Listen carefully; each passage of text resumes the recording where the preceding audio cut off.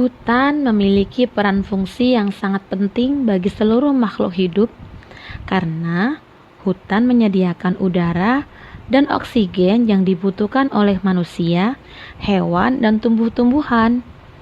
Bukan itu saja, hutan juga merupakan tempat tinggal yang menyediakan makanan yang dibutuhkan oleh hewan-hewan yang tinggal di sana. Namun demikian, semakin berkurangnya ekosistem hutan di Indonesia karena rusaknya hutan akibat ulah manusia. Pohon-pohon di hutan banyak yang ditebang untuk diambil kayunya. Hutan juga banyak berubah fungsi untuk menjadi lahan perkebunan dan juga pemukiman penduduk. Jika pepohonan dan tumbuh-tumbuhan di hutan berkurang, tentu saja makanan hewan-hewan di hutan akan berkurang. Dan berkurangnya ketersediaan makanan tersebut membuat rantai makanan yang ada pada ekosistem hutan menjadi rusak. Jadi anak-anak, marilah sama-sama kita menjaga ekosistem hutan dengan tidak merusak ekosistem yang ada di hutan. Kita harus senantiasa menjaganya. Untuk menyelamatkan populasi hewan-hewan tersebut, kita harus menjaga habitatnya. Salah satunya dengan tidak menebang pepohonan secara liar dan selalu menjaga untuk melakukan penghijauan hutan kembali agar ekosistem senantiasa tetap terjaga. Apakah anak-anak tahu bahwa salah satu ciri makhluk hidup adalah memerlukan makanan? Tentu semua makhluk yang ada di muka bumi ini memerlukan makanan untuk menjaga kelangsungan hidupnya. Dan makanan-makanan yang sudah dikonsumsi tentu saja akan dirubah menjadi energi. Hewan mendapatkan energi dari tumbuh-tumbuhan atau hewan lainnya. Begitu juga dengan manusia. Lalu, bagaimana dengan tumbuhan? Apakah tumbuhan juga mendapatkan energi? Tentu saja. Tumbuhan mendapatkan energi dari proses fotosintesis dengan bantuan energi matahari. Proses fotosintesis tidak akan berlangsung tanpa adanya energi matahari, sehingga dapat dikatakan sumber energi makhluk hidup di bumi itu berasal dari matahari. Perpindahan energi dari satu makhluk ke makhluk lainnya disebut dengan aliran energi. Dalam ekosistem, proses ini terjadi melalui rantai makanan. Aliran energi juga dapat diartikan perpindahan energi dari satu tingkatan ke tingkatan berikutnya dalam rantai makanan. Pada proses perpindahan selalu terjadi pengurangan jumlah energi setiap tingkat dalam rantai makanan. Ada hubungan yang sangat erat antara ekosistem dan aliran energi. Semakin banyak jenis populasi dalam suatu ekosistem, tentu aliran energi akan semakin panjang. Hal inilah yang membuat aliran energi di perkotaan cenderung lebih pendek daripada yang ada di kawasan alami seperti di hutan. Selain itu, jumlah populasi makhluk hidup pada setiap tingkat dalam rantai makanan harus tetap diperhatikan kelestariannya agar aliran energi tetap berlangsung dengan seimbang. Terutama keberadaan produsen sebagai makhluk hidup tingkat pertama dalam rantai makanan. Setiap makhluk hidup tentu tidak dapat hidup sendiri. Oleh karena itu, makhluk hidup harus saling berinteraksi untuk memenuhi kebutuhan hidupnya.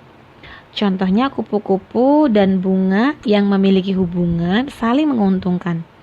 Kupu-kupu mendapatkan makanan berupa nektar dari bunga, sedangkan bunga dibantu penyerbukannya oleh kupu-kupu. Tidak hanya kupu-kupu dan bunga, makhluk hidup lainnya juga memiliki hubungan atau interaksi. Apa saja sih interaksi yang ada dalam makhluk hidup?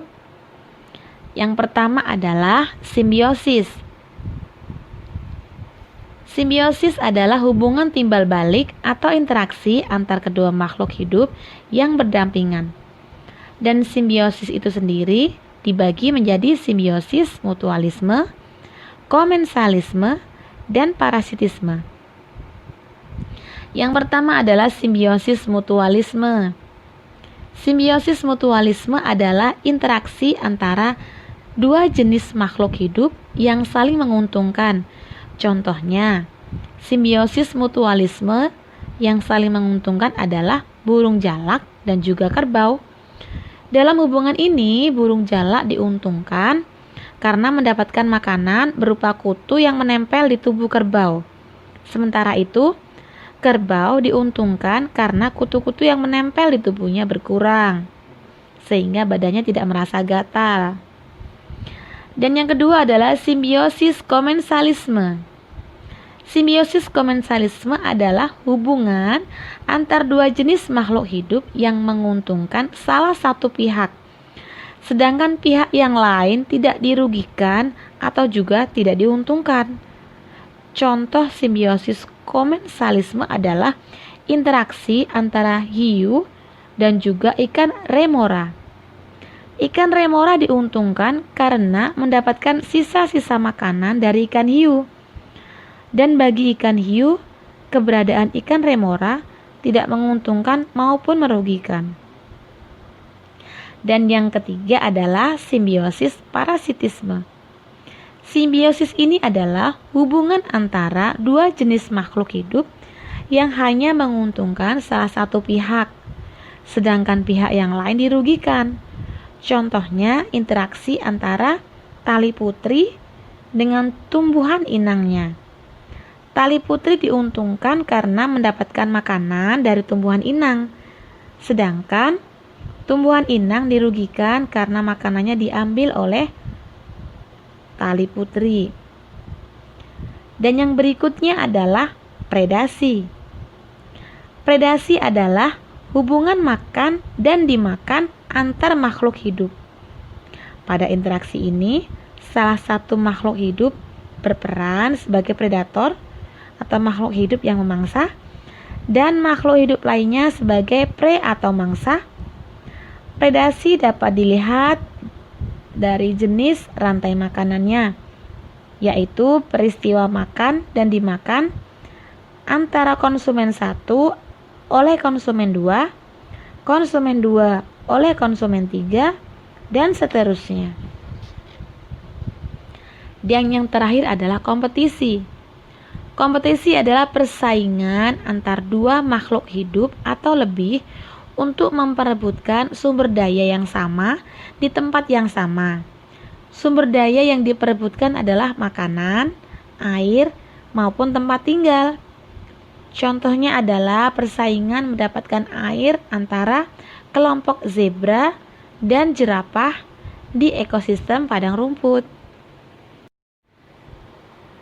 Makhluk hidup sangat bergantung kepada makhluk hidup lainnya dan lingkungannya.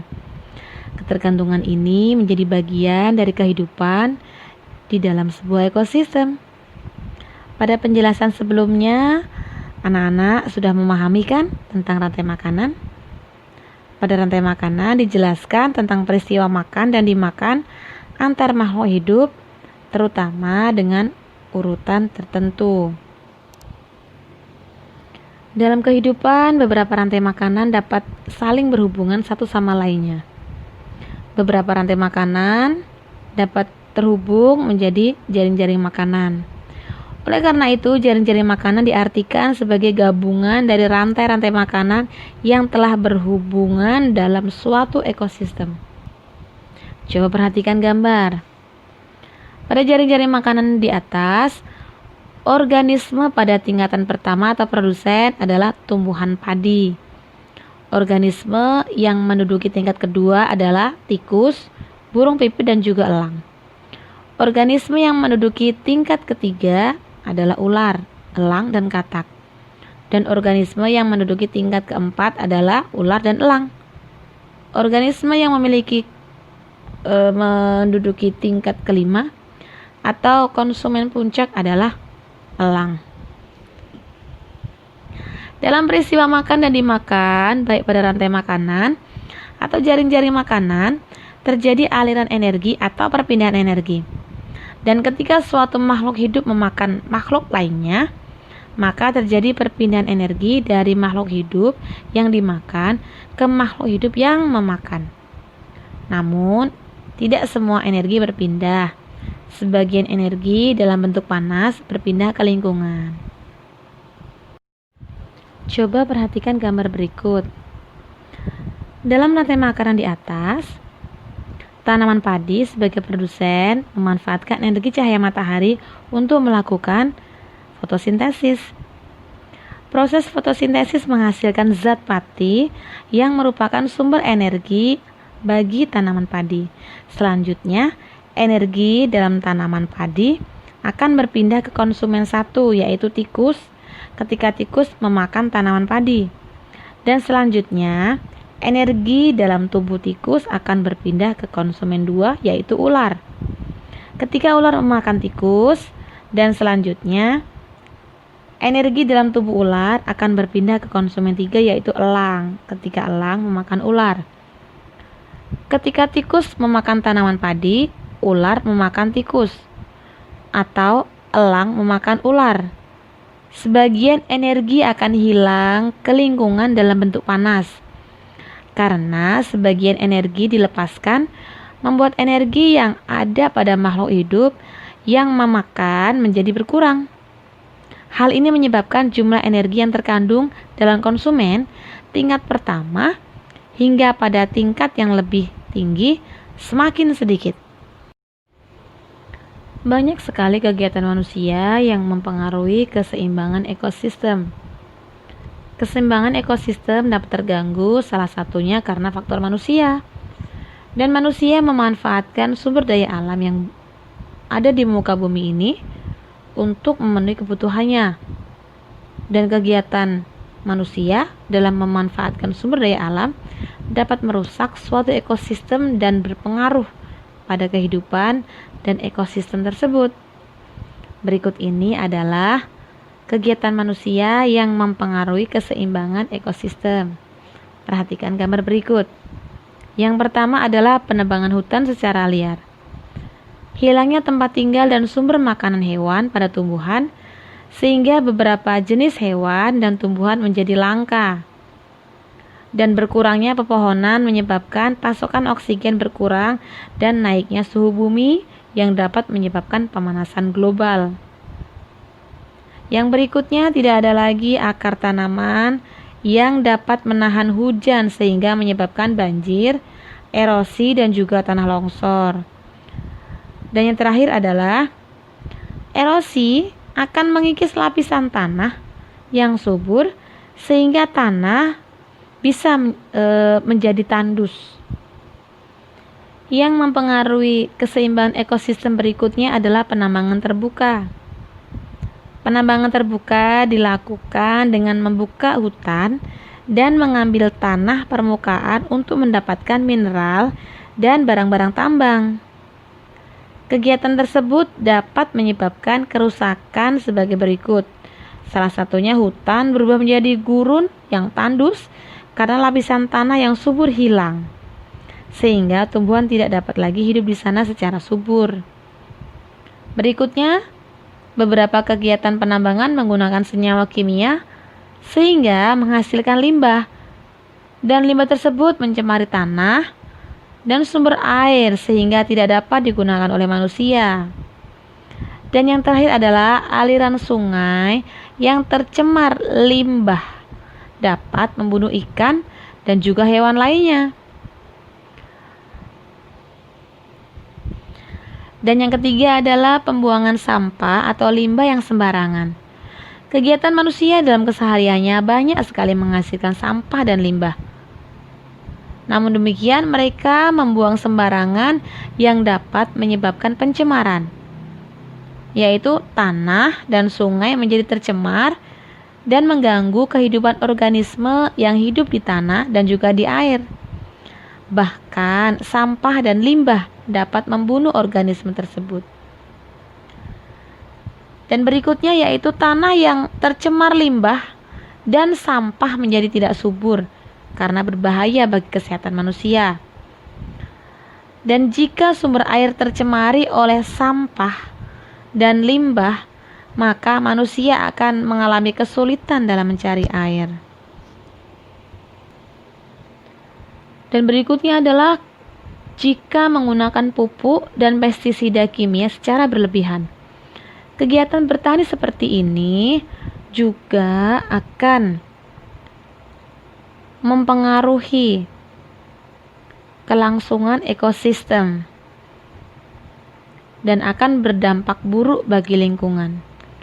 Salah satunya yaitu sebagian pupuk atau pestisida yang akan diserap oleh tumbuhan akan terbuang bersama aliran air sehingga mencemari air tersebut.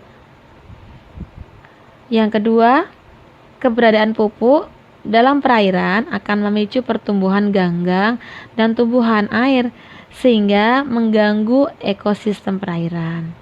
Dan yang terakhir adalah pestisida bersifat racun bagi makhluk hidup sehingga kandungan pestisida yang berlebihan dapat membunuh hewan air. Dan yang terakhir adalah penangkapan hewan yang tidak terkendali. Manusia menangkap hewan untuk memenuhi kebutuhan hidup seperti konsumsi, bahan obat-obatan, atau untuk hewan peliharaan. Penangkapan hewan yang dilakukan dalam jumlah besar atau dengan cara yang salah, seperti penangkapan ikan menggunakan jala pukat harimau atau alat peledak, dapat merusak dan mengganggu keseimbangan ekosistem. Bahkan dapat menyebabkan kepunahan jenis hewan tersebut. Jadi, hendaknya kita sebagai manusia senantiasa menjaga ekosistem yang sudah Allah limpahkan kepada kita, agar kita senantiasa menjaganya dan menggunakan alat-alat yang aman apabila kita ingin menangkap hewan-hewan seperti ikan dan lain sebagainya. Nah, demikianlah anak-anak penjelasan Ibu pada hari ini mengenai ekosistem. Mudah-mudahan kita bisa belajar dari apa yang sudah Ibu jelaskan tadi, bahwa kita senantiasa harus menjaga ekosistem yang sudah Allah berikan kepada kita. Kita sebagai manusia tidak boleh merusaknya. Harus sama-sama saling bahu-membahu untuk menjaga kelestarian bumi kita ini. Sampai jumpa di lain kesempatan bersama Ibu Iin. Ibu akhiri. Wassalamualaikum warahmatullahi wabarakatuh.